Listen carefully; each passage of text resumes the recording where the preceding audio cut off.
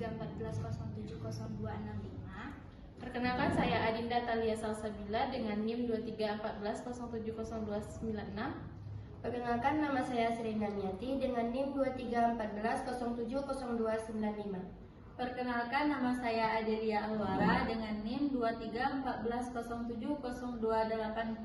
Baik, alasan kami memilih topik skripsi pengembangan media permainan ular tangga kombinasi pada pembelajaran bahasa Indonesia materi membaca permulaan yang pertama, yaitu kebutuhan nyata di lapangan.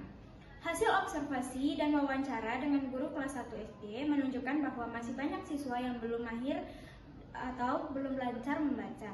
Media yang digunakan masih terbatas, seperti buku lancar membaca atau kartu kata, sehingga monoton dan kurang menarik perhatian siswa. Yang kedua, yaitu karakteristik siswa kelas 1. Anak kelas awal lebih suka belajar sambil bermain. Media berbasis permainan seperti ular tangga bisa meningkatkan motivasi, minat, serta keterlibatan siswa dalam pembelajaran membaca permulaan. Dan yang ketiga, inovasi media pembelajaran. Media ular tangga dikombinasikan dengan tema seperti buah, hewan, dan profesi dengan alat pendukung seperti dadu besar, kotak ajaib, dan pengeras suara. Inovasi ini diharapkan membuat pembelajaran lebih variatif, menyenangkan, dan efektif. Yang keempat, relevansi akademik. Sesuai bidang program studi pendidikan guru madrasah ibtidaiyah atau PGMI yang fokus pada pengembangan pembelajaran di sekolah dasar, mendukung teori behavioristik, belajar melalui stimulus respon yang cocok untuk siswa pemula. Yang kelima, manfaat praktis bagi guru. Alternatif media untuk pembelajaran membaca bagi siswa meningkatkan motivasi dan keterampilan membaca permulaan. Bagi sekolah, menambah variasi media yang mendukung mutu pendidikan. Bagi peneliti, pengalaman mengembangkan produk pembelajaran berbasis R&D. Baik, yang pertama yaitu judul dan relevansi. Judul sudah jelas, spesifik, dan relevan dengan bidang pendidikan guru madrasah ibtidaiyah atau PGMI. Fokus pada media pembelajaran berbasis permainan ular tangga sangat kontekstual dengan kebutuhan siswa kelas 1 yang lebih suka belajar sambil bermain. Kata kombinasi dijelaskan dalam isi yaitu adanya tambahan tema seperti buah, hewan, dan profesi, serta penggunaan media pendukung seperti pengeras suara. Namun, istilah ini sebaiknya ditegaskan sejak awal agar pembaca tidak bingung. Yang kedua, abstrak. Pada abstrak, sudah mencakup latar belakang, metode, subjek, hasil, dan kesimpulan. Bahasa cukup sistematis, meski masih ada kesalahan ketik dan kalimat yang panjang. Hasil validasi sangat jelas, seperti media 96% dan materi 89%, pembelajaran 90%, rata-rata 91% sangat valid. Data ini kuat dan mendukung kelayakan produk. Yang ketiga, yaitu pendahuluan. Latar belakang disusun runtut. Pentingnya media, kondisi sekolah, hasil observasi, wawancara guru, hingga muncul kebutuhan pengembangan media. Landasan teorinya menggunakan pendekatan behavioristik atau stimulus respon yang tepat untuk siswa kelas awal. Rumusan masalah, tujuan, dan manfaat penelitian jelas, meskipun kalimatnya bisa dipadatkan agar lebih ringkas. Baik, selanjutnya itu yang keempat, kajian pustaka. Penelitian terdahulu relevan dibandingkan dengan penelitian serupa, ular tangga, media edukatif lain. Tabel perbandingan penelitian terdahulu sudah baik, tetapi bisa diperkuat dengan analisis kritis, misalnya menekankan keunikan penelitian ini dibanding penelitian sebelumnya. Teori yang dipakai cukup lengkap, media pembelajaran, fungsi dan manfaat, permainan edukatif, pembelajaran bahasa Indonesia, serta membaca permulaan. Yang kelima, metode penelitian. Jenis penelitian R&D dengan model ID atau analisis, desain, development, implementasi, evaluasi. Pilih tepat untuk pengembangan media. Subjek penelitian 25 siswa kelas 1 unggulan Nurul Huda Pelalangan.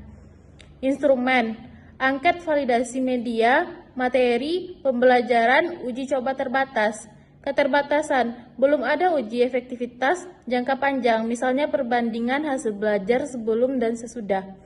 Jadi penelitian ini harus sebatas validasi kelayakan, belum pada efektivitas. Yang keenam, hasil penelitian. Proses pengembangan dijelaskan sesuai tahapan EDDI. Hasil validasi menunjukkan kategori sangat valid. Produk layak digunakan. Dokumentasi media, gambar papan ular tangga, dadu, kotak ajaib sudah ditampilkan. Yang ketujuh yaitu kesimpulan dan saran. Kesimpulan sesuai dengan hasil penelitian, saran ditunjukkan bagi guru, sekolah, dan peneliti selanjutnya sudah tepat. Namun akan lebih baik jika ditambahkan saran agar penelitian berikutnya menguji efektivitas media terhadap hasil belajar siswa. Kelebihan skripsi yang pertama, judul dan fokus penelitian jelas serta sesuai kebutuhan lapangan. Yang kedua, menggunakan model audit yang sistematis. Yang ketiga, data validasi kuantitatif sangat kuat, 91% sangat valid.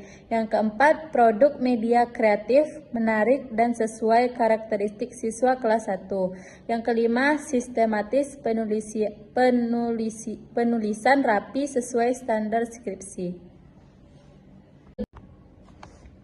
Baik, selanjutnya kekurangan skripsi. Yang pertama, beberapa bagian masih terdapat tipe dan kalimat berulang, perlu menyuntingkan bahasa.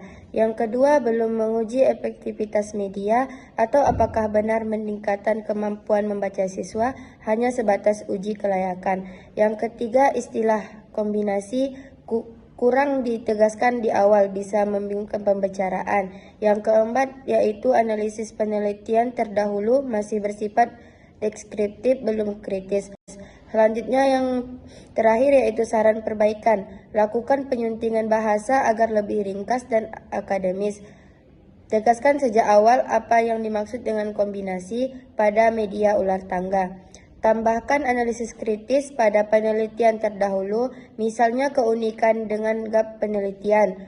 Untuk penelitian selanjutnya, dilakukan uji efektivitas dengan pre-test dan post-test agar dapat diketahui dampak nyata media terhadap kemampuan membaca pemula. Baik, selanjutnya tentang manfaat mempelajari topik pengembangan media permainan ular tangga kombinasi. Yang pertama, bagian siswa, yaitu meningkatkan motivasi belajar karena belajar sambil bermain terasa menyenangkan. Membantu siswa kelas 1 yang masih kesulitan membaca agar lebih cepat lancar membaca permulaan. Pengembangan aspek kognitif, yaitu mengenal kata, membaca, memahami makna, dan bergerak dalam permainan. Selanjutnya yang kedua, bagi guru, yaitu menyediakan alternatif media pembelajaran yang inovatif, tidak hanya tergantung pada buku atau kartu kata. Selanjutnya, membantu guru mengajar dengan lebih variatif sehingga siswa tidak cepat bosan. Meningkatkan aktivitas pembelajaran bahasa Indonesia di kelas rendah. Selanjutnya yang ketiga yaitu bagi sekolah, yaitu mendukung terciptanya lingkungan belajar interaktif, kreatif, dan menyenangkan. Menjadi contoh inovasi media pembelajaran yang dapat diterapkan di kelas lain atau di sekolah lain, yang meningkatkan kualitas proses pembelajaran agar yang sejalan dengan program peningkatan mutu pendidikan dasar.